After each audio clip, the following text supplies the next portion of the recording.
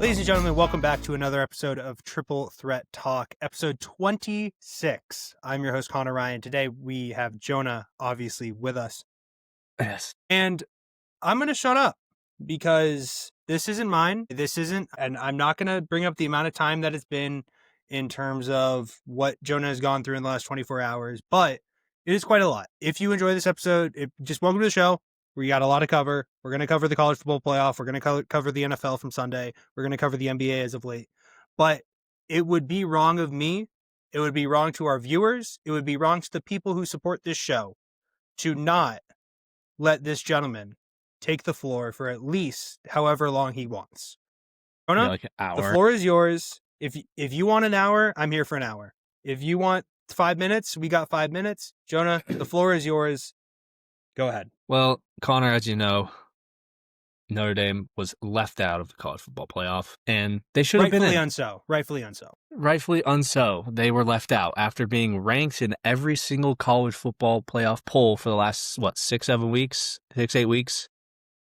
They were between, 8 and 10 the whole time? Yeah, like about they thought they were going to be 7 to 10.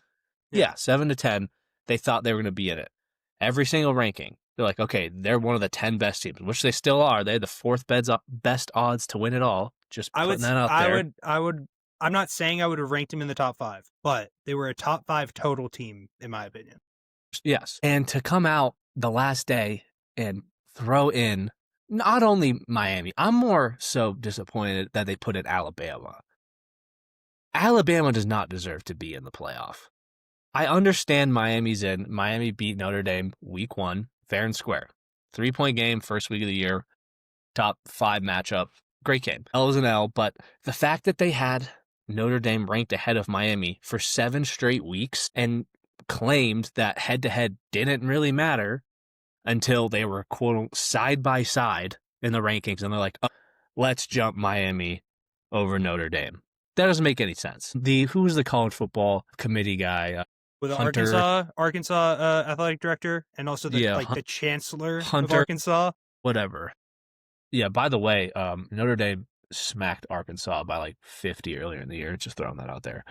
I think that might be why. That might be why. It might be why. They put him belt to ass that game.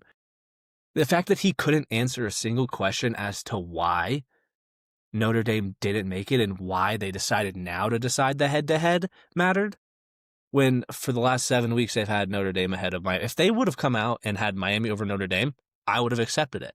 If Notre Dame was ahead of Miami in the polls and they didn't make it, I'm like, that's fair. But to have Notre Dame ahead for 7 straight weeks, 2 months basically, they're like, oh yeah, they're going to get in, blah, blah, blah, and then to leave them out is ridiculous. Also, going back, 2 weeks now, when Alabama played Auburn, I think Notre Dame was ranked 9, and Alabama was ranked 10th at the time. Alabama struggled against a 5-7 who fired their head coach Auburn team. They won basically on the last play of the game. On the 4th down, they went for on 4th down, didn't get it or turned it over or whatever. That was a struggle of a game for them. And Notre Dame went out and destroyed Stanford by 30, something like that. And then they jumped Alabama over Notre Dame that week. Why? Because of a hard schedule? They have a tough schedule? Let's pull up Alabama's schedule real quick. I currently have it pulled up. Well, so I have it pulled up, but I also have where every team finished and everything. So, real quick, to start the season, Bama played what ended up being a 5-7 Florida State team and lost. Shout out the quarterback that you love and hate. Hey, can I throw something in real quick? Yeah, go ahead. He applied. This is the biggest fucking biggest joke ever. He applied for another year of eligibility and got denied and is appealing it. That is the biggest piece of bullshit I've ever heard in my life. I hate you, Thomas Castellanos. Go kick rocks. Back to Notre Dame. but he beat Alabama first week of the season. When how many teams do you know schedule a top 10, top 5 matchup week 1 and week 2? All these top teams play a cakewalk schedule. They're like, let's get a win. I mean, Alabama's second game was versus a FBS UNL Monroe team, who went 1-7 in conference, 3-9 overall. Not very good. Then they play their Big Ten team, which all these Bama fans were like, well, it was a good game. They're a Big Ten team. Wisconsin went 4-8, 2-7 in conference. Not very good. They went to Georgia and won. That's a respectable win. I get that. I think that is a good win. That is one of, if not the bigger wins you could have in I agree. the year. It's a good win. Yeah. Went to Georgia, who was ranked 5 at the time, and beat them. And Georgia ended the season 3rd overall. Then they hosted Vandy, who ended 10-2, who ended the season 14 overall. Good win. Good win. Then they go to Mizzou, who, I think they beat them. It wasn't very close, but I mean, Mizzou ended the season 4-4 in conference, 8-4. I'm like, okay, ended the season unranked. They were ranked at the time, but again, ended the season unranked. Then they hosted Tennessee, who went 4-4 in conference, 8-4 on the year, who also ended the year unranked. Kind of like, okay, whatever. At South Carolina, which they were losing 22-14 in the 4th quarter, might I add. Yes, they won. South Carolina went 1-7 in conference. That's not a very good team, in my opinion. I don't know about you, but record is a record. They're not very good. They struggle with that team. Then they hosted LSU. LSU, again, 3-5 in conference. Didn't they fire their coach? They hired a new one. Again, that's correct. Weren't ranked at all. Maybe 1 week this year, but then they hosted Oklahoma, their only ranked game in the month of November. Again, if you want to take the 12 or the 10 best teams right now who have been playing the best football, Alabama's not it. Over the month of November, they've been struggling. You can't say that they right now are one of the best teams in college football. They lost to Oklahoma, their only ranked game that they had in the month of November. Oklahoma ended the year 8. Again, respectable, but they still lost the game. Then they played a Eastern Illinois team. I don't even know if they're FBS or not, but they were terrible all year. Again, you're doing that second to last game of the year. They always do this. They want to pat their stats at the end of the year. Like, oh, look at us. We're winning this game 60-0. Look who you're playing. And then the last game of the year against Auburn was a struggle. Again, I don't know how or why they decided Alabama was going to jump Notre Dame when they both won. Mind you, the fact Alabama they struggled. They almost lost that game. Mm-hmm. Then they jumped them, and then that moved Notre Dame down to 10, which essentially bumped them out of the playoffs. And then, lastly, SEC championship game. And I know they always want to talk about we're not going to penalize teams for losing in the conference championship game because they've gotten there. In the last, 3-4 years they've done it. Every single team that has lost in their championship game has gone down in the ranking except for one team. You know what team that was? Can I take a guess? Go ahead. Is it the Crimson Tide of Alabama this year? Yes, sir. Damn, that's out a of good the guess last for three. me. Out of the last impressed. 3-4 years. Yeah, out of the last 3-4 years that they've been doing this, every single team that has lost in the championship game has dropped in ranking. Why doesn't Alabama drop? They lost. Hold on, let me finish. They got obliterated. They got embarrassed. It was 21-0. They had, what did they end? 28-7. They had -3 rushing yards on the game. And you're telling me this is a good football team? It's pathetic. But what were you going to say? 2 quick points. Basically just the same point, but contrasting. Alabama was the first ever team to have 3 losses and not be a conference champion, to win and be in the playoff. And the funny part is how you talked about how the jumping of things. Who was the team that took over Florida State's spot when they lost their quarterback? Now I will preface, I'm also in the wagon that I think Florida State was rightfully removed from the playoff because of the loss of Jordan Travis, who was your entire offense in that case. But who was the team that overtook them? It was Bama. Of course it was. I'm not even more upset that Miami made it. I'm more upset that Alabama made it. Yeah. I think Notre Dame and Miami should have both made it. Mm-hmm. But I just don't understand why they put Alabama in there. No one's saying Alabama deserved it at all. Also, just a funny stat. For the whole year, Alabama's record in teams they played were 77-65. That's just a slightly above 500 average. Just throwing that out there. You want to call this a tough schedule? It was 500. I think the tough schedule part will just kick in because it's the SEC. I get that, but look at the team. I agree. Yeah, I understand. Everyone just says, there's 5 SEC teams in the playoff. Mm-hmm. Again, I think personally the SEC is a little overrated. They're just going to be like, but they say it every year, they're the best football conference, blah, blah, blah. and you rank all these teams at the beginning of the year that turn out not to be good. I mean, look, half those teams I named ended up not even being ranked by the end of the year. Mm-hmm. I don't get it. Also, funny enough, even just going on the Notre Dame Miami side, they played 4 or 5 similar teams. They both played Syracuse, Stanford, Pitt, and NC State. I think Notre Dame had an average winning in most of their games by like 30 plus. They handled, I mean, they beat Pitt. They're up 21-0 Yeah. without having an offensive snap. Yeah. Whereas I'm not saying Miami struggled, but their games were a little bit closer. And again, Notre Dame played 2 SEC schools this year. I mean, again, Arkansas, is that really, they weren't great, but whatever. If you want to count it, And they had a tough 2 games to start the year. I mean, what teams Yeah. have back-to-back top 10 ranked games to start the year? They're being penalized for that. Everyone talks about the schedule. Well, they're making a hard schedule. They played 2 back-to-back top 10 teams. What do you want them to do? Play top 10 teams for 12 straight weeks? You know, but it is what it is, I guess. I'm happy they are not playing in the bowl game because that's just a big F you to ESPN. And yeah. I mean, yeah. And Miami lost in the last 5-6 weeks to 2 unranked teams. Unranked. It's not like they were had close games. It's not like yes, they both were 10-2. Look at the losses. Yes, I know they beat them head to head, but why did that not play a factor in the last 8 weeks of ranking? It doesn't make sense. And they lost those games on a total combined of 4 total points, a field goal and a missed extra point. Yeah. If you saw, do you remember that A&M game, the hold that they missed the last game when they scored the touchdown? That essentially cost them the playoff. If you look back at it, but whatever.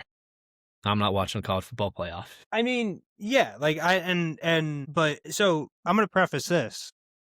I'm also a Notre Dame hater. And then this isn't in terms of this case. This is a lifelong hatred of me being a Boston College fan. Yes, I am a Boston fan, but I am also a Boston College fan. So that's where my fandom evened out. I've been the luckiest son of a bitch for the last 20 years of my life. I'm well aware of that. But I also have to go to Conti Forum every year and see a crowd of 1,000 people and try and cheer on a BC basketball team that nearly lost to University of New Haven, which was a D2 team that is finally in D1 this year. They won by 4, Jonah. Guess what their favorite was? 18.5. I would have taken the cover anyway. The college football is I love college football. I love a good college football Saturday. I know, Jonah, you're shaking your head right now, but that's more so just because of the DNA of my brother and him and planting. No, I totally get it. That. Yeah, you understand totally you understand the culture, yeah. You get the pasture, the pageantry of it. That's the word I was looking for, not the pasture. That's cows. My major issue, and I think you'll agree with me on this. I think there are 3 things that if these 3 change, if just 2 of these changes were to happen, if just 2 changes were to happen, the college football landscape would be in a much better space, and it would be in a better direction. And I'll throw in the third. The first one is the division. It's the conferences themselves. They're too big.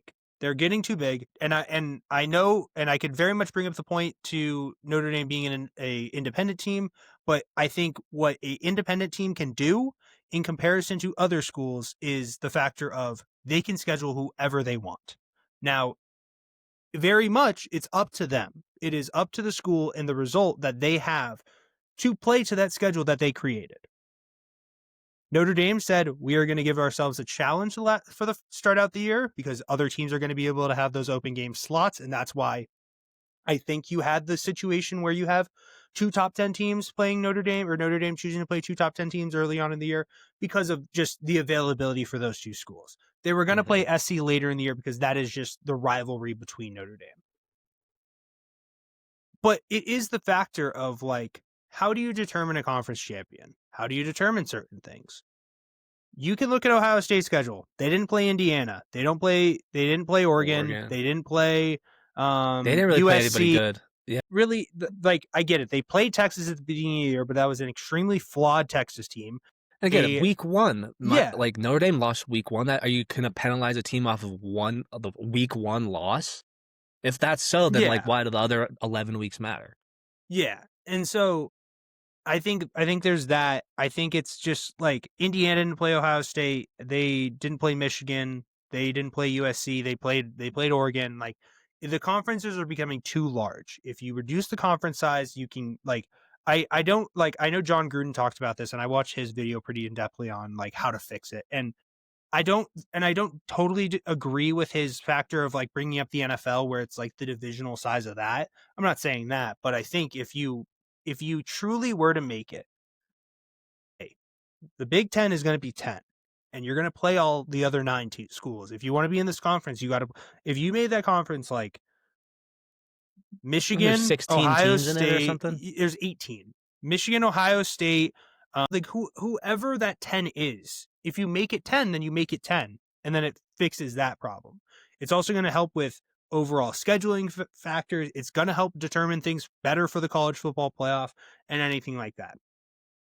My second point is the college football playoff should just not. As much as I was sitting there rooting for the Boise States of last year, there's a reason why Boise State made it, because they were a good football team and they had a good schedule and they ran the fucking table. And their only loss was to Oregon, and they lost by a touchdown. And Oregon was the number 5 team in the country. And Boise State Didn't they win the? Who the? Oh yeah, the Big, yeah. the Big Oregon 10. won the Big Ten. Yeah, well, Big Ten. Yeah. Okay, never mind. Yeah, they were the number 1 seed. What am I talking about? They were the number 1 seed last year. Oh my god. So yeah, they were the number 1 seed. Ultimately, just remove the factor of like I understand like the how fun it is that Tulane and JMU are going to be in. Let me put it to you like this, and I think you'll agree with me on this point, Jonah. Yeah. If you were at a school like a Tennessee, a Notre Dame, a BYU, a Texas, your main thought at the end of the year is what?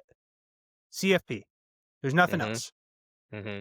Do you think Tulane and JMU were thinking about the CFP at the beginning of the year? No, sir. As much as I love an upset, this isn't college basketball.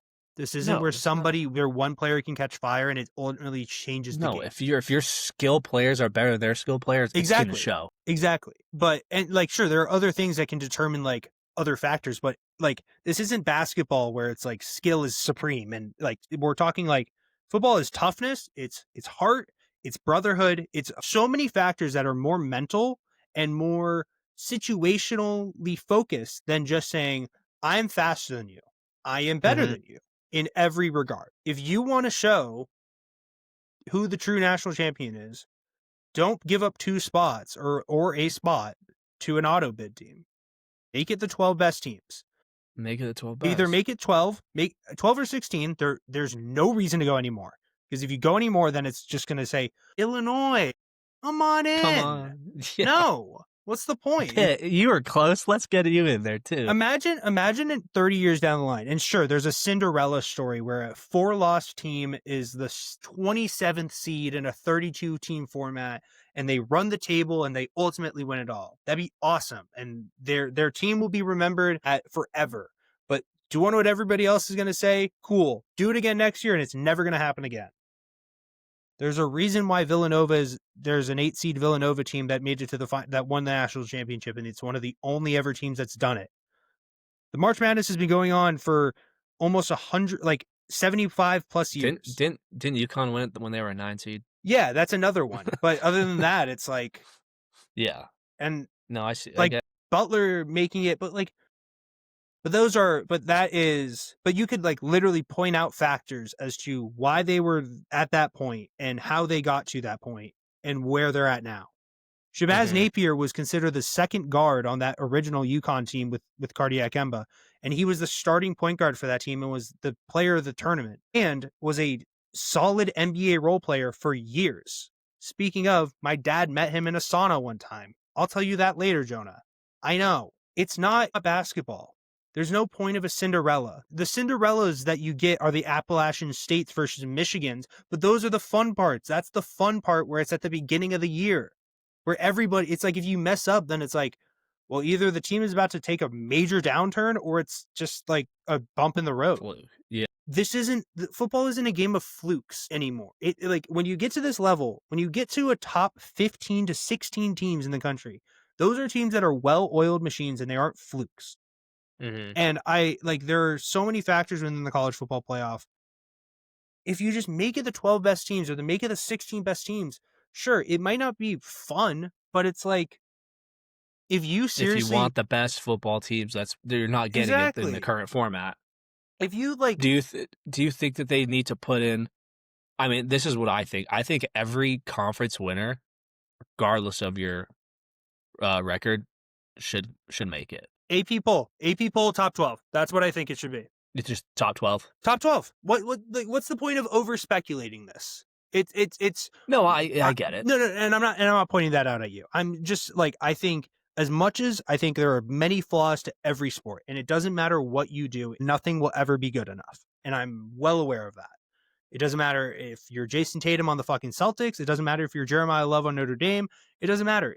People will have a point to make, and they think they're going to be right. And if they're right, they're right. So what? But it's the factor of, I've never gone into, like, that's like going in to the NBA playoffs and being like, huh, this Central Division is really weak. Yeah, the Cavs are going to get the 3 spot just because they have a good record. What? No. If they're 43-39, they're going to be 43-39 in a 7 seed. Like, that's the whole point of a record. Yeah. So again, that comes the thing with conferences being too big. How do you determine the ranking? Because yes, you could have, depending on your schedule, you could have like two, 3 teams who have 1 loss, but are they necessarily the best teams? Yeah. I don't know. Yeah, and it's hard to. I was thinking, like, how could you make it a format like the NFL where it's okay based on your record? I'm like, there's way too many teams to decide that. I think you get to a point where you have to, like, just limit conference size. You're just going to have to increase the number of conferences. Yeah, like, I mean, like, I saw somebody break it down really well, and it was just based on regions. It was like a Northeast, it was a Plains, it was a true Midwest, it was a Mountain West, it was a true West, and it was like the Pac-12. You have the Mountain West is like the true, like, you have your Oregons and your Washingtons, your other teams up there. And you have your Southwest, and then you have your true South, and then you have your Southeast, and then, like, just, there's so many schools within so many areas with so much talent.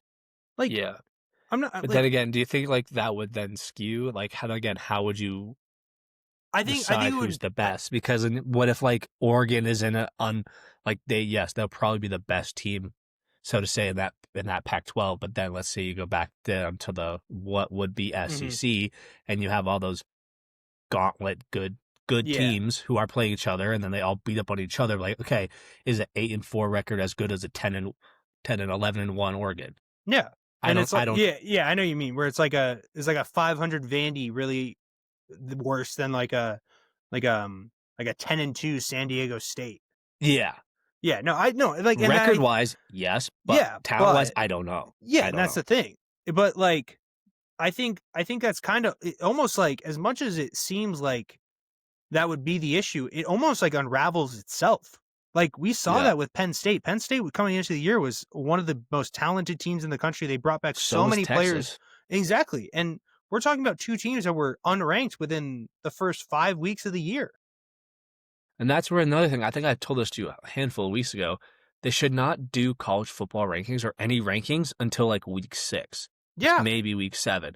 Because you don't know what the teams are going to be like. This is all just speculation. We're going to say that Texas is the best team going into the year. We don't know that. And then they lose week 1, and they're like, oh my God, Ohio State's so good. They beat the number 1 overall team. But at the end of the year, was Texas really the number 1 overall team? No. So was it really you beat the best team? No. You don't know until you watch them play. And I think they need at least 6 weeks to be like, okay, we've watched 6 weeks of games. Now we can give you a top 25. And then you go from there. And I mean, I will give credit where credit is due. The college football playoff does that. And that's the one thing I'd say that they do well, is they wait and they don't rush into it. But I feel like a lot of their rankings they're very similar to what ESPN I know, and I agree. has. I agree. So it's like, if you just have nothing and let them figure it out, it would be fine. Yeah.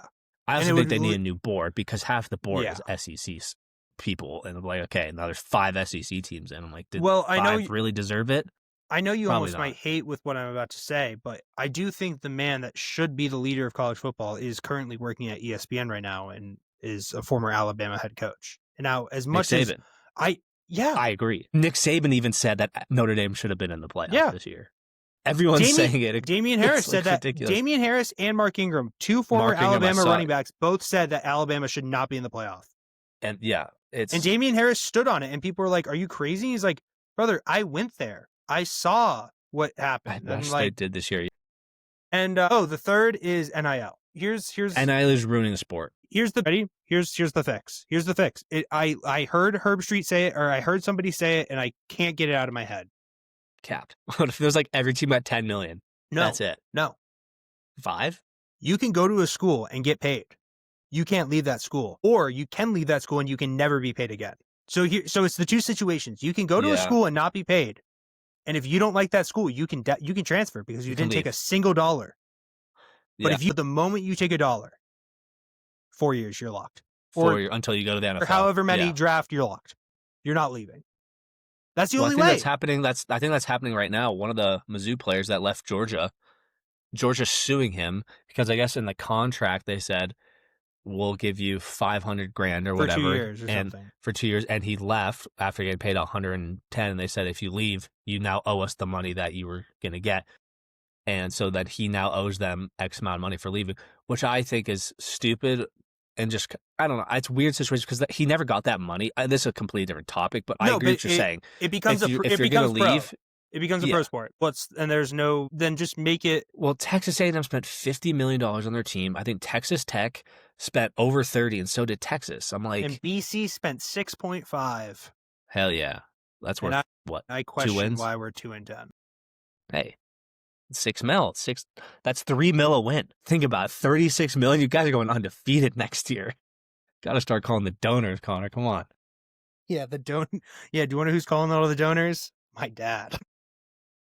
Who's the best player to ever play at BC? Football wise? Yes, Luke Kuechly.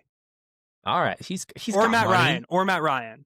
They've got money. They can put $15 million down each. Yeah, Come but on. Let's make this program something. I'm trying. I'm gonna tweet them after this episode. Please. No, I just I think there are too many things. It will never be perfect, and I'm fine with it never being perfect. But it's like there's no reason to overcomplicate certain things. Like I love the idea that if a group of 5 team is really good, then they're really good. But it's don't tell me you don't have to shove it down my throat to tell me that they're good. Mm-hmm. If they're good, they're good.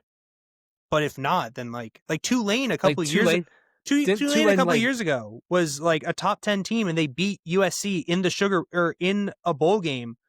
I think they beat them in the Sugar Bowl, which was a huge win. Or whatever the one that's played in Texas, the Cotton Bowl. They beat a Caleb Williams led USC team in the Cotton Bowl. They were a top 15 team in the country, and they were really good, and they got a top 6 bowl win. That would be a great case. Boise State last year was a great case of a group of 5 team playing to their level and playing to the expectation of, hey, we gave ourselves this really hard schedule. Let's go win this shit. Yeah. And I think even John Gruden even came out and said, yes, Tulane, they won a lot of games, blah, blah, blah. They lost 44-10 to Ole Miss. 45-10 already or whatever. 45-10 already to Ole Miss. And now they play them again. You think the same thing's going to happen? Yes. Yeah. No one wants to see that. Imagine if that was a Vanderbilt. Ole Miss is going to be even more fired up. The fact that honestly, I'm rooting for Ole Miss, Oregon, and Indiana. I want Indiana. Those are the 3 teams. I'm a Cincinnati. I've been saying it all year. Ohio State's overrated, and I don't think they're overrated. I just think that shows how good Indiana is. Yes, but I also think Ohio State didn't really play anybody amazing this year. That's fair. I think Ohio. What's the I don't even see what the bracket breakdown is. I can give you the So 5-12 is Oregon, JMU. 6-11 is But I want to see who they play the next. Oh, so Texas Tech will play the winner of JMU Oregon. Ohio State plays the winner of. I want to say Ohio State plays the winner of. I think Texas A&M versus Miami. And Miami, yeah. Oklahoma, Alabama plays Georgia, Indiana, and then Tulane, Ole Miss plays Georgia. Yeah, I think Oregon has the best path. I think Oregon will beat James Madison. They'll beat James Madison. They should be, and then they play a rematch Indiana versus Oregon is going to be an amazing game. On the other side, it's going to be Ole Miss plays Georgia. I think Georgia wins that, and I Yeah. think Miami A&M is going to be a very interesting game. I don't know what to think about I think this game. A&M will win and play. I'm going to take Miami. Fair. Honestly, I'm going to take Miami to beat A&M and beat Ohio State and then lose to Georgia. And then my finals going to be Georgia versus Oregon. I got Georgia, Indiana, but I think we both have the same. I think we both have the same prediction, but I want Indiana to win. But I think Georgia is the best team in the country. I think Georgia's the best team in the country. Their defense is just absurd. I mean, hey, they held trash Alabama to -3 rush yards in the whole game. But I mean, as of the last 2 months, that's like asking me to hold a piece of paper. It's not hard. Sorry. No, I think if you make it a 16-team playoff, you remove Tulane and JMU and you put in ND, Vandy. Why not just make it 14 and do 2 buys? Would that work? Because it would be the NFL. Yeah, it'd be perfect. Yeah, but I think the NFL is so weird, dude. They're gonna be so stingy about that. You know they can't call it the 2-minute warning in college. It's called the 2-minute timeout because of the NFL. Really? Yeah. All right, then do 12 teams. No buys. I'm completely fine with the format. I'm fine with the format. It's just make it the 12 with this format. Make it the 12 best teams. 12 best teams. You instantly fix it. Yeah. If you're a top 4 team in the country, you deserve to have a bye. That is a perfect way of putting it. If you played your ass off, better than 16? Do you like that better than saying? Well, I like it better than 16, but do you like it better than saying every conference winner gets an automatic bid? Do you think Duke deserved to get a bid this year? I think it'd been fun. I think it would have been fun, but then you get to the same conversation as Tulane and JMU. Well, I just again, they're like, well, we had to put an ACC school, so throw in Miami, who didn't make their conference. They didn't though. They did it because of the at-large thing. But it's just stupid how then I don't. No, I know. I know. I don't know. It seems like it changes every day. Their and it does decision making. It's like whatever. Every year, it's like okay, whatever. But that's enough college football. All right, welcome back to us being positive again. All right. Okay. No, we'll cover it for like 20 seconds. Tough game for the Bears. I don't really care. It was they lost. No, but here's the thing. Fair and square lost, yes, but I think and I know it's weird to say I know I hate the term good losses. It was a good loss. It's a good loss, and again, at Lambeau, they weren't winning out. Let's be realistic. They weren't going to win out. No, they weren't going to end the year at 14-3. No chance. At Lambeau, tough game, tough environment. Yeah. Green Bay at home. That defense is great. They're still 9-4. Again, young team. Nothing to hang your head on. Nothing to hang your head on. It literally, the difference was a tough jump ball at the very end. And they had a terrible first half. They played way better in the second half. No Odunze, no Tyreek Stevenson. So those are 2 very valid pieces that you didn't have. And they had Jordan Love. And I know there were players. Exactly. Toyotathon Jordan Love is the greatest quarterback I've ever seen.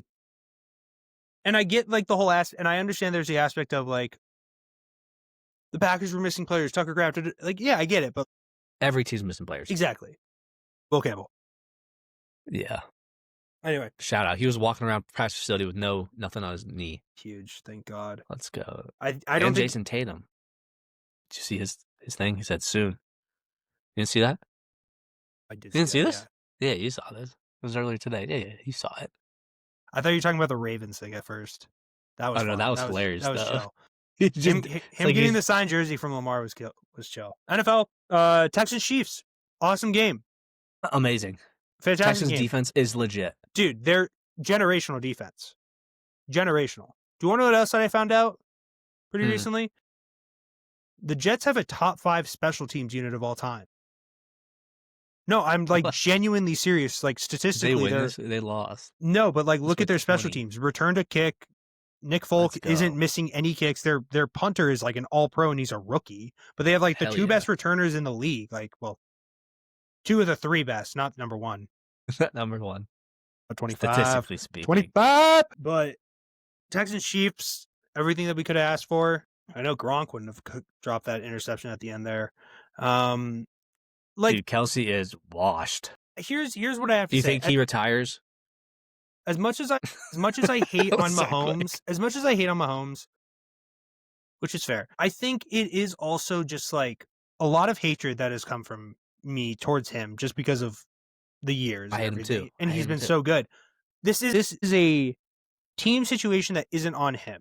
And I get the 3 picks, but 2 of them were very dicey picks and They were hitting shouldn't. there. It's like Joe Burrows. Exactly. So, and we'll get into that game in a little bit. I think with like Mahomes will be fine, and I know like this. It literally could have happened last year. Like that's the thing. It like this exact year could have happened last year. The reason why the Chiefs have not been as dominant, and the reason why they just know how to close is because they have arguably like arguably the best quarterback in the NFL or right now, arguably the best quarterback in the NFL, but the best quarterback in the NFL for the last whatever Drake May. Best quarterback He in had the a lower NFL for the last QBR than JJ McCarthy this no week. comment. Best quarterback in the NFL for like the last 7 years, and then probably the best coach in the NFL for like the last 7 years. So like when you have those 2 figureheads on your side, it's like it's really hard to beat them. I think just what got them was the intensity of their defense, and just the defense hasn't been as good. It just Chris Jones isn't as explosive as he their was. offense isn't either And as yeah, explosive. exactly. They're off like Travis Kelce used to be like unstoppable with Tyreek Hill. Now it's like who Juju Smith-Schuster. I'm not scared of him. Marcus Thornton, former Patriot Tyquan Thornton. Sorry, my bad. Rashee Rice, yes, he's good. Hollywood Brown hasn't done anything this year. It's like they're just not what they used to be. Yeah, it's like barely hear these guys' names. Isaiah Pacheco and Kareem Hunt are usually like the 2 biggest X factors you could think of. Pacheco's been terrible this year. Yeah, ever since his injury, he's been trash. Yeah, he's just not gonna. You can't make the playoffs every year. It's just the unfortunate truth. And Brady did. No, 2002. Was he the starting quarterback? Yeah, they didn't make he was like the starting quarterback for like 14 games or something. I'm not counting. That wasn't a full season. He wasn't there the full season. You can't blame it on him. I think it's the aspect of like things change, things are gonna move, but he'll be back into like the number 1 spot in like a year or 2. Let's be real. I'm just gonna enjoy it while we can. They won't. I think they will. Patrick Mahomes will never be the number 1 seed again in his career. Mark my words. They might make the playoffs. They won't be the number 1 overall team. All because of Bo Nick. Yes, sir. You better believe. Couple other NFL things. Cincy Bills, what a game! Great game. I love it. I was all in. I was so happy, and then the 2 picks happened, or the 2 turnovers happened. Dude, I was like, Cincy's gonna win. Pats just need 1 win to win the division. Pats can still win the division with a win on Sunday, though. Did you see that? Division? They can win the division if they beat the Bills on Sunday. Fuck. How crazy is that? God, as if I wasn't already nervous for this game. Jesus Christ. They need to flex this to the night game. But they already flexed the Ravens. They already flexed the Ravens game. Let's do another one, dude. Fuck it. Why not? I mean, yeah. Like I've been seeing like Josh Allen back into like MVP convos, and I understand he went crazy. I'm well aware of that. Vikings, Dallas. I understand like the whole like Josh Allen played them back into that game. I understand that, but like, no offense, the Bengals defense is atrocious, and the 2 picks gave the game away. Yeah, but yes. Like one of those picks was I mean the Benford one, the Christian Benford pick 6. That was just a bad choice. That was like just him reading it.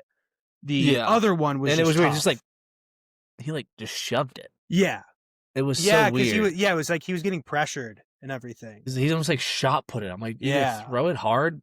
Or just throw it hard. The guy's not going to catch it, but he just like lobbed it up. It's like an alley-oop. Alley-oop to James.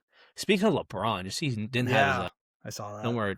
We'll get into that in the NBA. We'll get into it. Shador. That was the next thing I had. I started him in fantasy, 35 points. All I had to see Swear to God. All I saw on Twitter was Shador has more 300-yard passing games than Drake May. Yeah, just took him 3 starts. I'm like, this is amazing. Well, it's like I think, and good for him though. I'm happy for him. I'm stoked for him, and I think it's the aspect. First off, did you see the interaction him and Cam Ward had after? Yeah, awesome. That made me really happy. No, like I think it's more so just because like the passing the style of play the Browns are playing, and like the Patriots are getting consistent yardage like most of the time, or else it's just like the drive ends. It's not really like they have gets like to the third huge, like down. Sanders had like the 60-yard touchdown. Like they had the huge jump plays, whereas the Patriots like and also will go down and or not. The 58-yard Quinshon Judkins pass as well. I think it's also like they'll get to like he just also has more opportunities for those. Like he had 40 plus passing attempts. When was the last time Drake May ever had a game with 40 plus passing attempts? But you really, like if you truly the epitome of a high and a low and a low and a high, Shedeur with an awesome game. But my shout out Danny Dimes. I mean, horrible to see what happened to him on Sunday. Horrible situation. I didn't even see the injury. I just read about it. He just tear Achilles, torn Achilles, just on his broken leg, on like the that other same leg. Side? God. And so I didn't. So if you watch the clip, he literally throws the ball and just drops. And then when the trainers comes out, he takes his helmet off and just slams it 3 times into the ground. And he's like just screaming as loud as he can. But Drake May, real quick, had one game this year with 40 plus, which was 46 attempts against the game? Bills. Nope, Bills. He had 30 only. 22 of 30 that game. Was it the Raiders? It was the Raiders. 46 attempts, 30 of 46. His next highest was 37 against the other L, Pittsburgh. Then he had 35 against Cincy, 34 against the Jets, but he's pretty much averaging. Like he's like 28, 29-ish around. Yeah, like 30. 46, 23, 37, 17, 30, 26, 23, 24, 29, 31, 34, 35. Yeah. How many passing yards did he have in the 17 one? 203. He was 14 to 17. Was that Carolina? Yeah, because he also had the rushing touchdown, so kind of works out. He was 14 to 17 for 200 yards and 2 touchdowns, and they won the game 42-13. Did he not play in the second half? No, that was the game where... Did Dobbs play? I think a little. I don't know. Marcus Jones had that kick return. I know. But Danny Dimes... Dobbs only had one. What the hell? They just ran the ball a ton. Danny Dimes, after tearing his Achilles, comes back out in a boot and watches the rest of the game. Standing on the sidelines. Hell yeah. Like, I understand, like, this is a world where we're going to criticize people and we're going to, like, if you can't appreciate somebody wanting to be there for his guys, then I got an issue with you, dog. Mm-hmm. That's love right there. That's somebody that's somebody who understands what he did and understands the impact that he's had on this team, and he just wants to be there. Indiana is having the highest of highs and the lowest of lows. Yeah, all around. Like, if you think about every sport, I don't even want to say it, but next thing you know, it's just going to be an injury to Indiana. Like, the Pacers, QB, the Colts, Halliburton gone. But think about it. Again, you said highs of 5. Look at Indiana football. No, but no. That's what I mean. It's like Notre Dame, Indiana football. Boom. Yeah, Notre Colts, Dame. They were the great, Colts, bad. And then the Pacers. And then were here, just, bam. Boom, but the Indiana Fever, did the Indiana Fever win it all last year? Yeah, Indiana. Great all around. They advanced into they had a good season. But they had a good season. Is that every team there? Purdue, basketball. Well, they lost, but. See, again, the tank. Well, do you think the Colts season's over? Weren't they 7-1? They're 8-5 now, so they're done. Is it the Jags division to lose? Do you think Houston can come back? I think Houston could really make a threat. Like they're like need the 1 seed. I need the 1 seed so I don't have to see Houston. That defense is scary. Yeah. Somebody did like the math and like the total yardage on facing Patrick Mahomes and Josh Allen this year, and I think it's like a total combined of 0 touchdowns. So I'm good. I'd rather not. Yeah, but Drake May's better than both. I'd rather not play them early is what I'm more so saying. But yeah. It more so is just how far can that offense take them, and I think they're definitely trending in the right direction. Woody Marks is definitely showing out. CJ Stroud has definitely gotten better. So if only they had Tank Dell still, I think they would actually be like really good. Mm-hmm. What was the other game? Seahawks destroyed. What was? I feel like Commanders got shut out by 9. 9. Jaden re-aggravated his injury.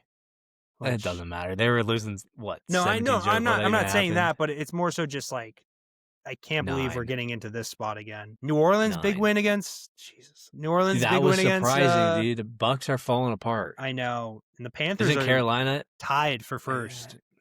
Do they Tied play for each other? first. I think they do. Dude, you know how the last week of the season they always flex one game, one division game to Sunday Night Football? To like this, I hope. Imagine it's Bucks Panthers. That's exactly what I was thinking, dude. It'd be disgusting, but like honestly, it'd be a pretty good game for the division. I'm looking at the finals.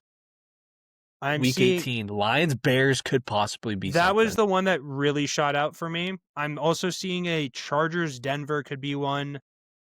Yeah. And the only other one that would really sticks out is Ravens Steelers. Maybe Ravens Steelers, but it is Panthers Bucks. No, that's what I mean. I would love that Colts, to be the Texans, Sunday night spot. Panthers Bucks. No, dude, give me Lions Bears. In Chicago. But you were gonna say that from the get-go. That's gonna be a good game, though. No, I know. Come on, Ben Johnson against his former team, second time's the charm. Come on. I agree. There's a handful of games that could be good. Niners Seahawks. I mean, shall we just dive into this upcoming week of games, or? Yeah. Well, did we touch on every game? Rams look great. Rams look really good. Shout out Puka for helping me with like half of my fantasy teams yesterday. Just a real quick for everybody. The Chargers are up 7-0 or 7-3 on the Eagles right now. 3. I'll give you. What week is next week? Week 15 is next week.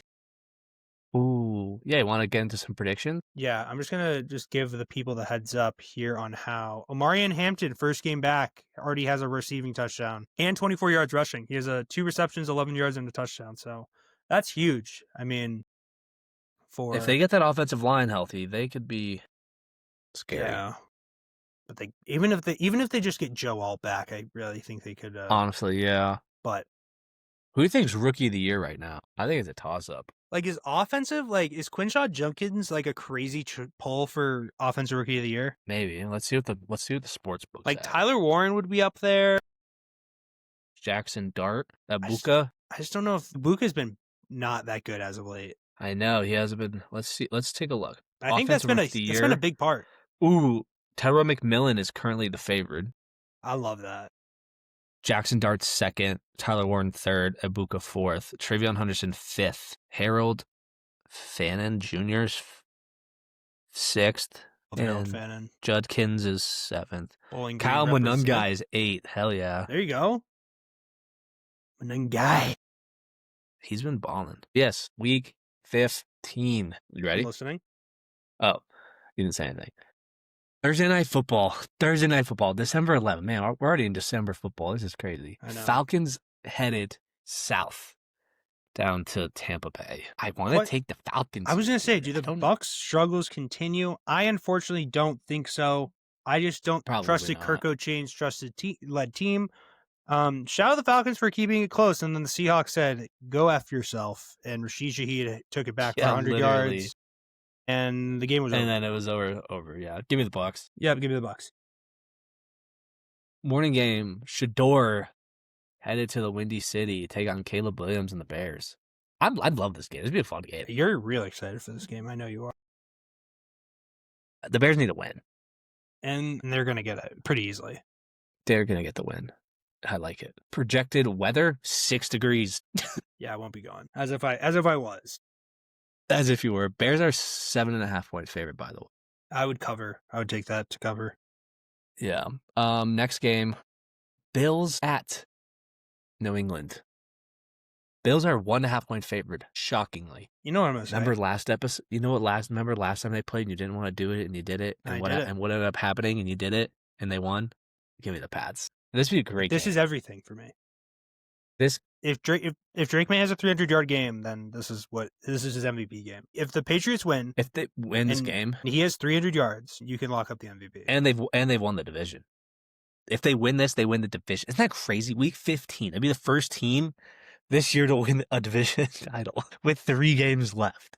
How crazy is that? I can't believe I didn't say this earlier. Do you know who's trying out to be the Colts QB right now? Yeah, Philip Rivers. I saw that. A literal grandpa. No, an actual grandpa. I love it, dude. I want to bet on his has a grandchild this year. playing in the NFL. Give me the Pats. I love it. Give me the pass. By the way, shout out Vrabel for being on Barstool Get Up or Wake Up Barstool. I was good today. with Gruden. I gotta watch the whole thing. I just saw clips of it. Why isn't Gruden a coach? I don't understand. Put Gruden on the college football committee. No, yes, but I needed to preface. Did you like this? Did you like the thing I sent you of what the college football committee should be? Did you not see it? Where'd you send it? On Instagram earlier today. Did you not see this? Let me check. No, I sent it 6 hours. Yeah, dude, it's like starts out amazing and then just gets really funny. Just read them out loud. People. Go. So Jonah sent me this post. I'm reacting to it for the first time. People that should be on the playoff committee. Nick Saban, Yep. Agreed. Okay. Josh Pate, agreed. Yep. Mike Gundy is a chairman. Johnny Manziel, Gruden, yeah. Yep. Molly McGrath, Jameis Winston, yep. the Oregon Duck, Cole Kubelik, who I presume is a analyst for the SEC. Coach O. Coach O. Jeremiah Smith, Paul Skeen's girlfriend. Big Nut. You go to hell and back. Tavon. Andy Staples. Trading. I mean, he got Dan Katz, Tate McRae, Will Muschamp. Great. I think it's perfect. It's perfect. I think that would literally be the biggest smorgasbord I've ever seen in my life. I love it. Oregon Duck. I can just imagine. Big Nut. I can just imagine just the conversation just being like Dan Katz being like, all right, guys, we got to come up with 12 teams and Coach O going, go Tigers. And then just Livy going, yeah, go Tigers. And then Mike Gundy's like, I'm a man. I'm 40. What's the Oregon Duck doing in this situation? Hold up a sign? Just doing push-ups. Just waiting for a touchdown, doing push-ups. The Tate McRae on it is hilarious. Tavon Austin. It was great. It started off great. Tate and Tavon are going to be like, Tavon's going to be like, how'd you get here? She's like, I'm pretty. How'd you get here? I have like this really cool mixtape. Really cool mixtape. I have a really cool highlight reel. You got to watch it. Been to hell and back. Johnny Manziel.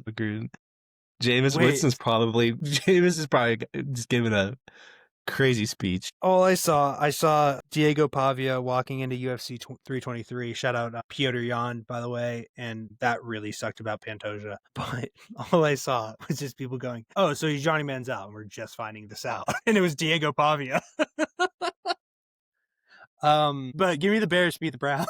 Anyways, back to what we were talking about. Yeah, Ravens. That's what we were talking about. Pats. I got the Pats. Drake May.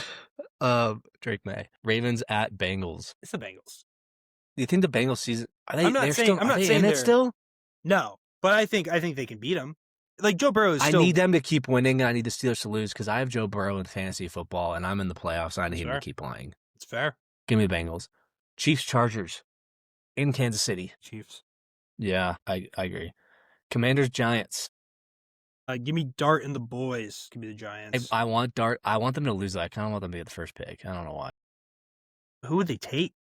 I don't know. I just think it'd be fun. But yes, give me the Giants. Raiders Eagles. What a disgusting game. What is it? The SEC? Eagles are 12.5-point favored, by the way. Take the cover. Well, you take the Raiders to cover. Did you think the Raiders were going to see the whole controversy with their game against the Broncos to cover the 7.5? Yeah, I mean, yeah, it's totally rational to lose money and just ultimately say, I want to kill Pete Carroll. What the fuck, Dave? You kidding me? He should be investigated. I want his head ripped off. He had to talk, he talked about it today, and he was like, I didn't mean it. Yeah, you did. I didn't mean it. He did. He lost $1 million. I know your ass. Come on. Jets by the way, at Jags. Sorry to interject. I was just getting in arguments on Twitter all week. Really? Yeah. On what account? I just my talking triple. Oh hell yeah, let's go. I was just defending Jason Tatum a lot and just. Can you start? You gotta. Somebody, I'll send you the tweets and such. Somebody, a media company called CLNS talked about this girl named Noah Dazelle, who I love as a reporter. She said, basically along the lines of, I think Tatum and Brown are going to be better Celtics all time than Pierce, but she then made the point of, why isn't Brown ahead of Tatum already? And it just isn't. No offense. And I love Jalen, but... I love this tweet. Jamie does have a finals MVP, and Tatum has 4 All-NBA teams. Your point? I got to start reading it. All your tweets. I got some good ones, dude.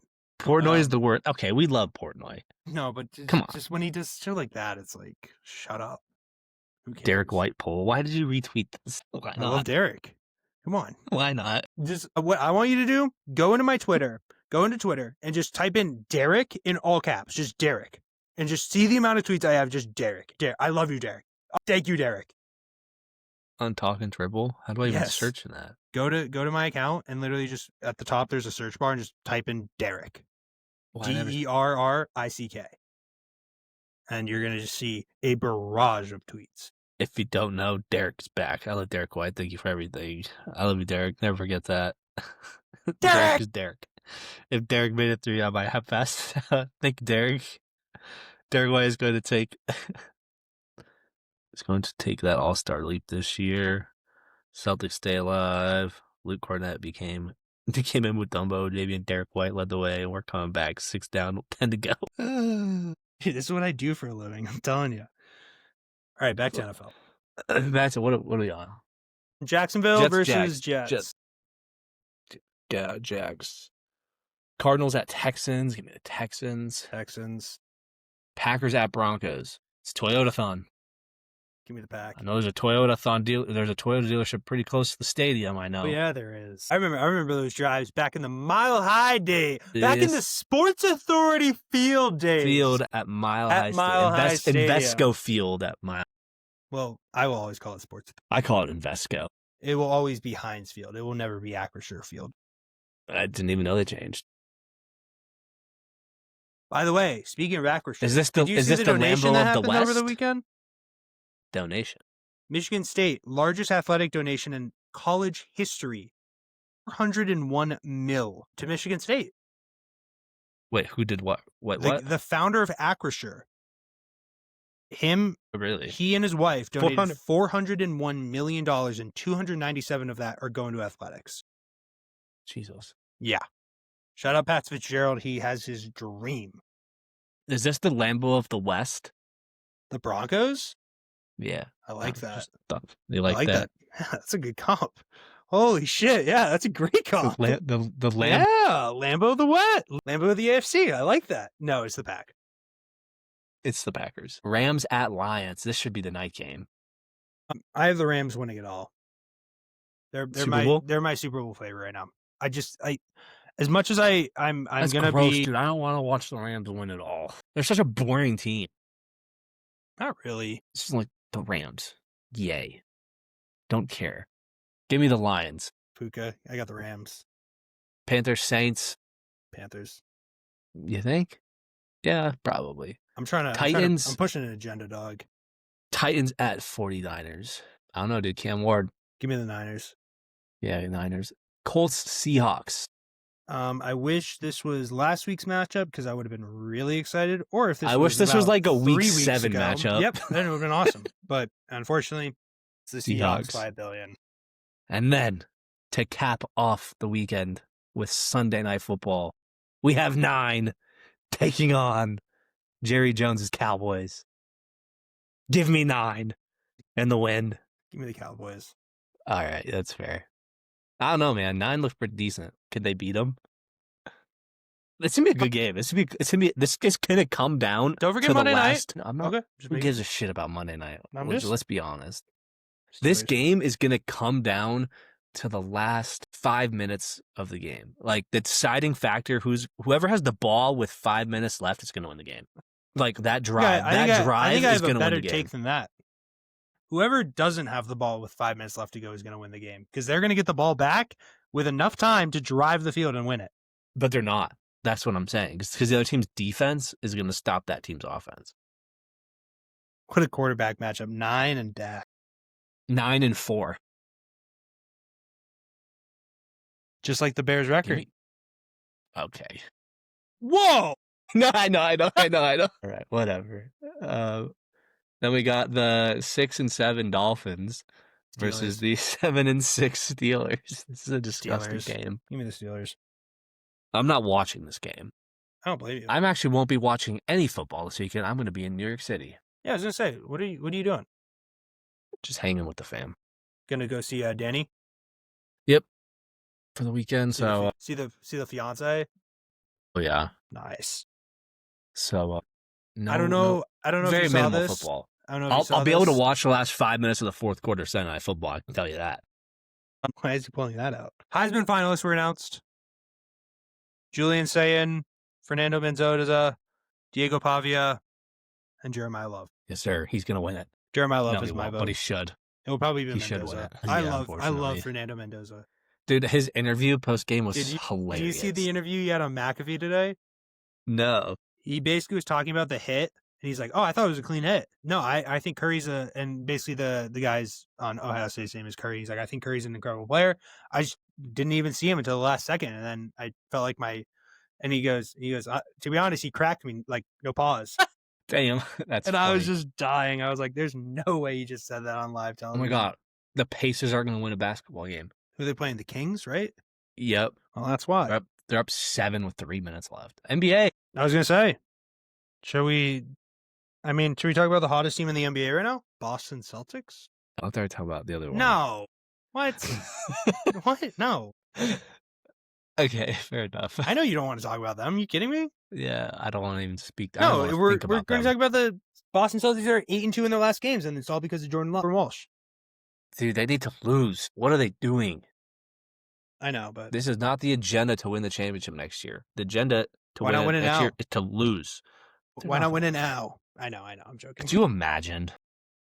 Tatum comes back and they win the chip. They could win the East. Yeah, I think it's more so just a result of how bad the East is than it is a result of like. And then they I think the somehow Celtics beat are the good, Western obviously, Conference but team in 7. Could you imagine? I think we could. Would we go to the parade? We'd go to the parade. But we'd have to go to this one. I had to work on the 2024 one. I'd definitely go to this one. You kidding me? I'm going to this. I'm taking a day off. I would call out sick, and I'd post a picture of me at the parade, and I'd say, "Sorry, work, I wasn't there." I wasn't there. That's a fact. It should whatever team wins like Super Bowl or NBA Finals or World Series, NHL, everyone in that city should have the day off of work for the parade, regardless of if you're a fan of the sport or not. I think they do that Give in the the city city. the day off. I think they do that in the city just because of like transportation reasons. They like don't want to ruin Yeah. everybody's lives. Yeah. Like that was Thank like a God I whole wasn't thing. That was a working. big thing. I wasn't working when the Nuggets won. That was a big thing when we were younger, and it was like, oh, like you got to go to school. Like I had a basketball game when in 2018. 18? What was it? Might have been the year they beat the Rams. Or no, they beat the Falcons. Yeah, because that was freshman year. And I remember I was talking to my basketball coach, and he said, if you guys go to the parade, you're not playing in the game today. Hell yeah. And I said, well, I guess I'm at school. Damn. I thought you said, well, I guess I'm not playing. Nope. I played. That's unfortunate. Well, it was more so just because like the parade was going to end at like 1, and it was like, how are we going to get back? We couldn't drive, walk to the train station. Like, sure, but yeah. no, the Celtics are playing unreal right now. Jaylen Brown is playing at an MVP level. Derek White is finding his rhythm. I think this is quite literally like the most athletic Celtics team we've had in a long time. I think this is also one of our like just most like tenacious and ferocious overall in just terms of like the defensive side of the ball. Like there are very clear like lowlights with like Luka Garza hasn't been playing great, but like Minot has been playing like somebody did the plus minus with Minot. I think it was Minot, Derek, JB, all on the floor, and it's like they're a net rating of plus 28. And like imagine you throw in Jordan Walsh and imagine you throw in like Tatum. It's like an awesome lineup. Sure, there isn't a ton of size, but it's like you have like 2 6'8", 6'9" guys, and then you have like 3 guys who are also like 6'5" plus. I think it's the aspect like I think you and I were in the train of like I think we wanted to lose because of the value of a pick, of the value of the guys coming in, and I think we can still very much get a good guy. But I think it's gonna be a Simons move. I think it's gonna be maybe Chris Boucher, get that guy out of here. Yeah, I think it's gonna be like a Boucher and Simons for like a couple picks, and then you kind of flip that, and then you roll, and then you get like a couple maybe you get a lottery pick for next year, and then it works out. Because like there's so many guys who are, I'd say like if you get any of like the top 15 slots, you get a guy who can really impact your franchise. Like I understand the top 3, and I would love to have a Cameron Boozer. I'd love to have a Darren Peterson. I'd love to have an AJ Devonsa. But there are so many guys who are such value. Like I understand he's on the older side, but if we got like a point guard like Braden Smith who facilitates the rock unlike anybody, doesn't turn over the ball, and that would just take such pressure off of JB and JT to have to play this playmaker role all the time. Yeah. They could be the screener. They don't have to be the guy who facilitates on that every time.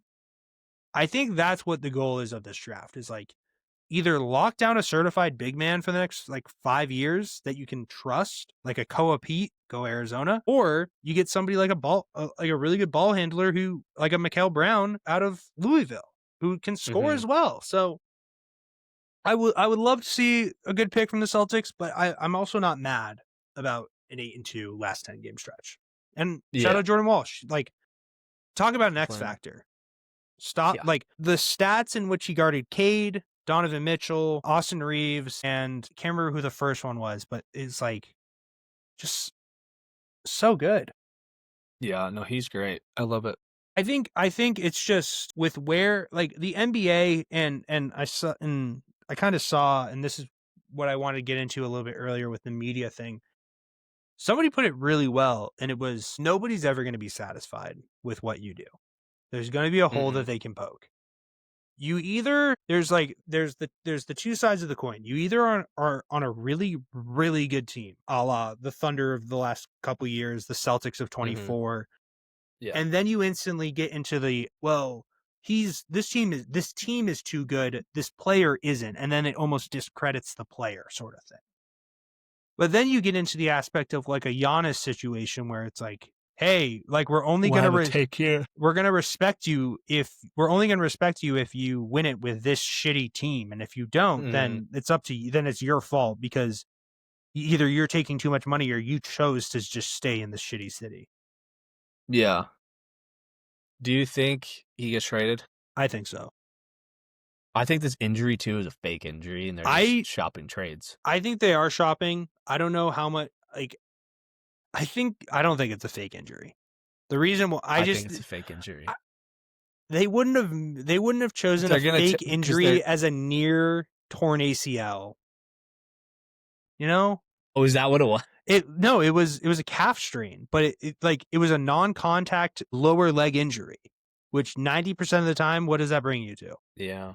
And so, I don't know. Maybe but you never know. no, I understand. Like, I like the take. Think but about it. Think about it. If they know is he a free agent after this year? no, I'll look that up. Because they're tanking. They're 10 and they're in the 10th seed right now. I think that's Let's also say just Let's say they tank down and get a high lottery pick because they know Giannis is going to leave. This injury's fake. They're going to shop him. They're going to lose all these games while he's quote unquote hurt and not playing. Then they can ship him off and they'll keep tanking. And the Bucks are going to have a top 6 draft pick next year and get a great player. I did hear though. So he's covered through next year, and he has a player option Okay. in 27-28 for like 62. Jeez. Gotcha. Do you want to hear? Go ahead. No, I was gonna say something on. Did you see the proposed trade that Chicago that he wanted to go to Chicago? What was the trade? So reportedly, I have a little inside source. I can't reveal who. I'll tell you after this podcast. However, they said that the rumors were kind of true, but kind of not. But that the Bulls or the Bucks wanted Cody White and Josh Giddey 2 first-round picks for Giannis, and the Bulls said no. I mean, we're also talking about a team that's like turning down a first-round pick and a player for Nikola Vucevic, so it doesn't really surprise me. That's true. But that would have been a really interesting deal. Wow. They just have, but that's like their whole future, like their young core. Like they had no one to play against side, so I understand why they said no. But yeah. I'm like, dude, I would have at least countered it with sense. something. It's Giannis. Yeah, that's fair. Giannis in Chicago would have been so cool. Could you imagine that? That would be very cool. I want your thoughts on this. I was scrolling through Twitter, and I'll be honest, I'm opposed to this idea, but I just happened to pull up a collection of Zion Williamson mock trades. Oh, dude, I have some mock trades for you as well. And there's a Celtics one on here, and it would be Did we see the same one? Anthony Simons and Sam Hauser for Zion. Because No, the that's money, not the one I the money saw. works. But I no, but have one for you there's real a quick. collection of others. Pistons, Tobias Harris and Jaden Ivey for Zion. I wouldn't do that because of Jaden Ivey. The Lakers, Jared Vanderbilt, Gabe Vincent, Maxi Kleba, Dalton Connect for Zion Williamson, and then the Hornets, Miles Bridges, Saljun, and then Liam McNeely for Zion, which I don't like any of those deals, to be honest. Interesting. All right, hear me out. This is a trade scenario I saw. And I think you're going to say no immediately. I think I already saw who it was. Derek White, Okay. Anthony Simons, Okay. and Jordan Walsh. A 2026 didn't finish the trade. I think it's a terrible trade. A 2026 first round pick, a 2026 second round pick, and a 2031 second round pick for Brandon Williams and Anthony Davis. Hell no. Oh, I knew you were giving me an AD trade. I'm like, dude, who in their right mind would do that trade? This might be the worst trade ever. I'm going to give you 3 first-round picks, Jordan Walsh. No. 1 first round, 2 seconds. But Derek White and Jordan Walsh, no chance. For an aging... I understand Derek is old, but he's not. Derek. But the thing is, yeah, Derek is but Derek's he doesn't overstretch things, you know? It doesn't he doesn't really get injured a lot. He does complimentary basketball. He doesn't as much as it'd be cool to have Anthony Davis. I think it would be cool to have Anthony Davis in 2017. I agree. I don't think it's cool to have Anthony Davis now. Do you know what I think of when I see Anthony Davis? You blow my mind. You know Outstanding by the Gap Band? You know that whole meme? It's basically it's the Kevin Garnett Nets jersey meme song, and it's basically Outstanding by the Gap Band, but now it's just any UNC player in the NBA. They just get memed on it, so it's pretty funny. Amazing. Trying to think about what else. World Cup. Did you see? I'm sure you saw this. I'm stoked, dude. Mexico and Canadian and Trump thing, and all of them respectively pulling their nations. Yeah, that was rigged. A given. No shit. Every ball was for the country. Oh, I know that. Yeah. That was the meme. Trump goes, I wonder what I'm gonna get. Oh, okay. I didn't watch all it. All I saw was to start it was Canada got it. All I saw was the picture. Oh, it was just them dude, holding. You gotta watch the full video. It's so funny. I'll send it to you. But yeah, dude, they had the draw and then announced all the location and games.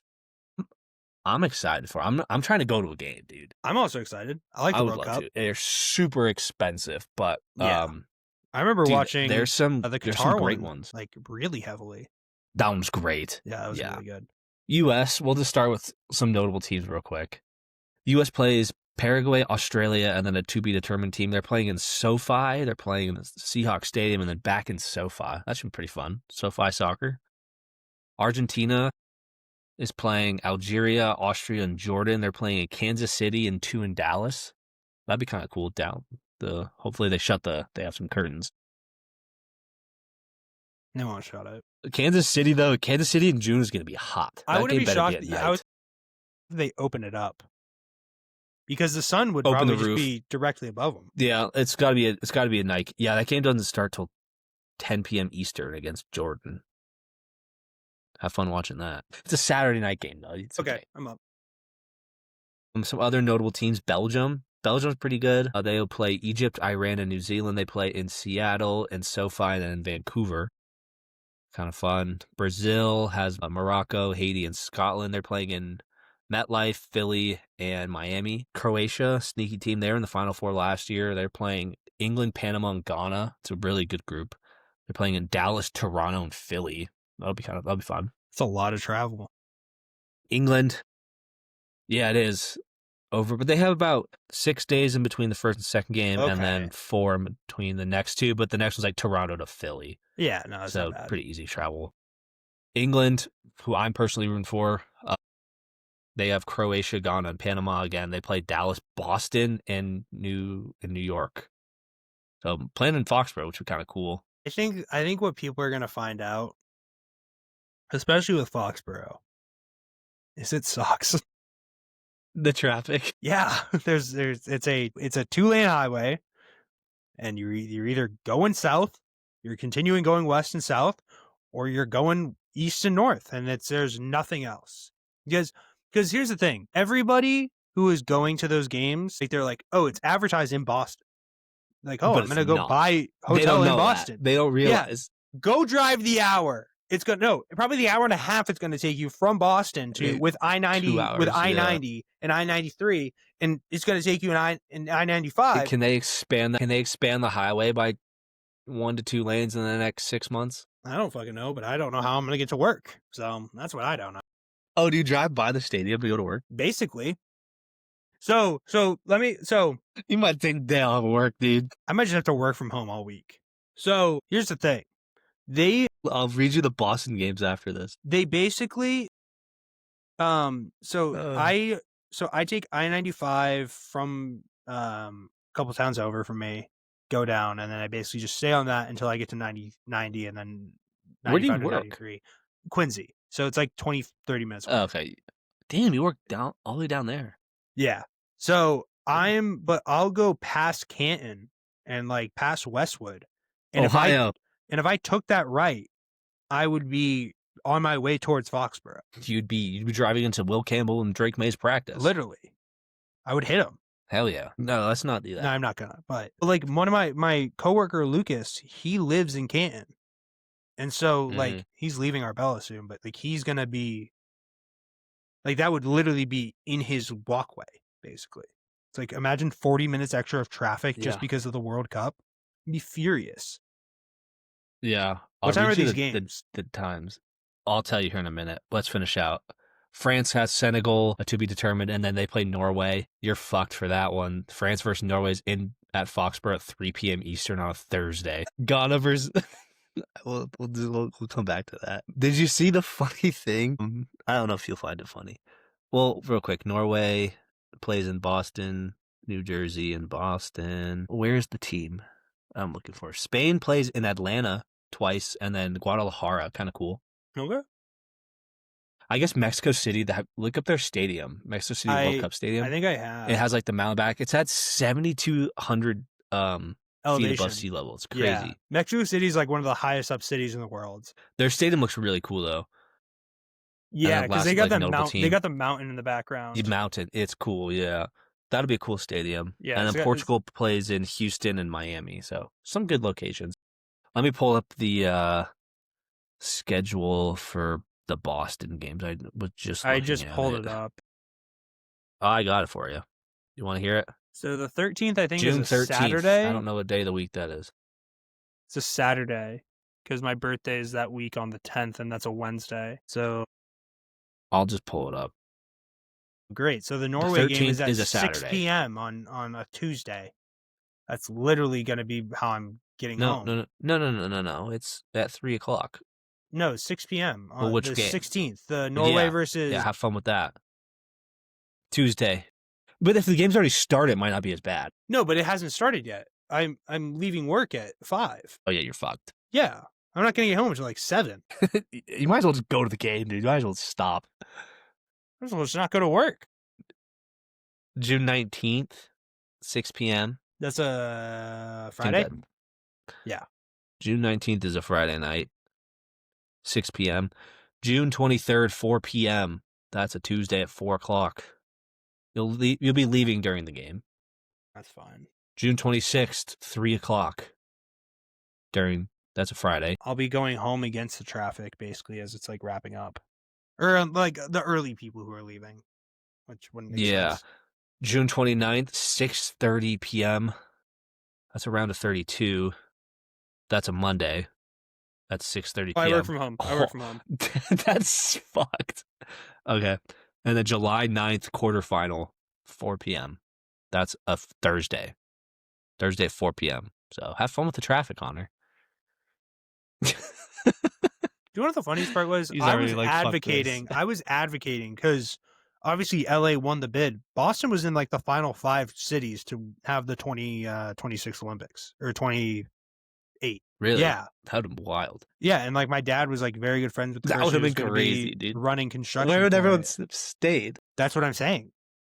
We don't know. Where would people have stayed? They would would have have had to. They would have had to build. Like LA, I get. New York, I get. They would have had New to York. build. No, they probably would have makeshift. stayed in New York. I think they would have just made it like a Northeast sort of thing and just like where? Hey, The Boston, Philly, New York. New York. They just need the arenas. They don't have like You could do like this. Boston College. I think host all the countries. Boston College. I think would have had to like host a basketball game or something. Like that would have been hilarious. Sick, that would have been hilarious. Not at TD Garden. No. Absolutely at the TD Garden. But I'm saying like they wouldn't have had all the space. Well, I guess think about it. There's a lot of stadiums, like BU, Northeastern, but they're not that big. BC, Garden. They're not. I don't know how big they are. Like BC's is like solid. Harvard. But like Harvard's isn't that big. They could use Harvard's football stadium. There's like BC's football stadium, and some in Worcester. Like Worcester has like some good size things. Worcester. So. Remember WPI is? I almost went there. What? Yeah. My ex-girlfriend went to WPI. That's a story for a different day. Yeah. All right. Jonah, any final thoughts to leave before Chargers the up 10-3, minute to halftime. I'm gonna tune into the second half. I'm gonna tune into that while I'm editing this, but hell yeah. Big announcement. Clips will be coming out this week. I can promise that. That is a certified promise. Speaking of clips, Clippers, man. Chris Paul. I have another gripe to pull with them. I mean, dude, they're can't fucking do up that. the NBA. You can't do that. You can't do that. No, and it's not even the NBA thing. It's an actual another like separate. I hate the Clippers franchise sort of thing. No, why do you? Remember when we were joking about all the middle schoolers that the Thunder were gonna get? Can we make it stop? Yeah, no, that was funny. Did you see that Thunder have the Jazz pick and the Clippers pick I'm this well year? aware. They're both bottom 5. I'm well aware. I'm not happy. This is ridiculous. It's getting out of hand. What the Clippers did to Chris Paul, I think, is the most deplorable action you could ever do to a franchise player. Mm-hmm. I know Chris Paul isn't everybody's favorite player, but he's one of the greatest point guards of all time and probably is the greatest player to ever wear a Clippers uniform. Mm-hmm. So if you want to disrespect him, then you can go fuck yourself. LA and Steve Ballmer. Yeah, I don't care about the Intuit Dome. I'm out on the Clippers. Did you see the fan, the former ball boy who denounced his fandom? And Blake Griffin even commented, he's like, don't blame you, basically. Like, go on, King. I did something last week in regards to this. I found a video on Instagram of a young gentleman who was going to the Clippers game with his dad, and he's a Mavericks fan. So he showed up, and you know about the wall, right? The wall at the Clippers game. And so their whole idea of like trying to make it more of a college atmosphere and everything like that. He and his dad bought tickets courtside, but in front of the wall. They weren't labeled as the wall section. They were labeled as courtside and everything like that. Mm-hmm. He was issued a warning from Clippers security, basically saying, if you do not remove your jersey, if you do not remove your Dallas Mavericks jersey, you will be asked to leave with no refund.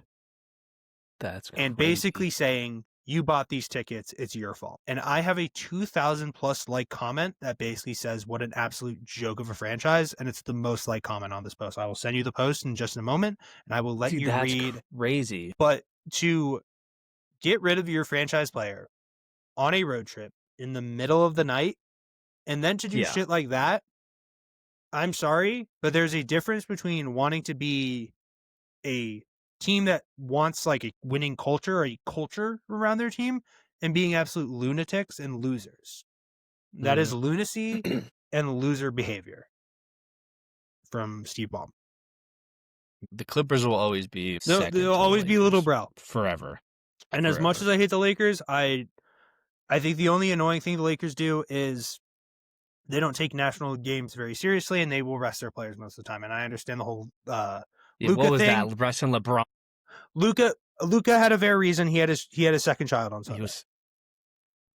He scared of Jaylen Brown. He had a second child on Sunday. I'm gonna allow that. The LeBron thing was different, but where LeBron was like, "This might be my last time ever playing in Toronto. I love you guys," and then sits in Boston. Fuck you, LeBron. Whatever. I saw a video Celtics today. had him BTA. I saw a video and it was a guy basically talking about like how hard it is to explain how good Paul Pierce was. And it was like, yeah, this guy beat LeBron and Kobe in the same run. And also is like part of the reason LeBron went to Miami.